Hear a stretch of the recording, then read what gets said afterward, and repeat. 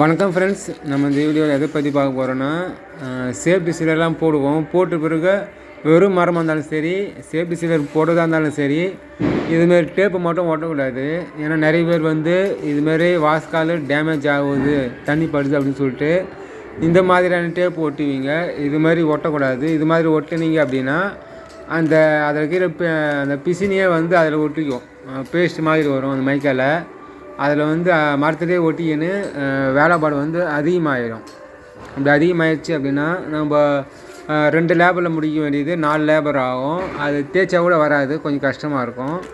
அது மாதிரியான ஒரு ப்ராப்ளம் இருக்கும். இப்போ உங்களுக்கு தெரியும், கிட்ட காமிக்கிறோம் பாருங்கள். டேப்லாம் பிரிச்சுட்டோம். அந்த டேப்பில் இருக்கிற பிசினி மட்டும் அதில் ஒட்டிக்கிது பாருங்கள். இதை நம்ம தேய்ச்சா கூட அதிலே பிசினி மாதிரியே இருக்கும், ஒன்று ஒன்றாக கிடக்கும். இதை நம்ம க்ளீனாக சீவணும். அதை ஓரளவுக்கு தகவலாம் கொஞ்சம் சீவிட்டு நம்ம தேய்ச்சா தான் நல்ல ஒரு ஃபினிஷிங் இருக்கும். நம்ம சேஃப்டி சீலர் போட்டுட்டோம் அப்படின்னா அது கலவெல்லாம் ஒட்டாது. கலவைப்படுது அப்படின்னா நம்ம உடனே நம்ம தண்ணி போட்டு தொடைக்கலாம். இல்லைனா தொடப்ப மாதிரி எதனா போட்டு தட்டினீங்க அப்படின்னா கொட்டிடும். அதெல்லாம் எதுவுமே ஒட்டாது. சேஃப்டி சீலர் ஒன்று போட்டுட்டோம்னா எதுவுமே ஒட்டாது. சேஃப்டி சீலர்லாம் எப்படி போடுறது அது பற்றின வீடியோ நான் ஏற்கனவே போட்டிருப்பேன்.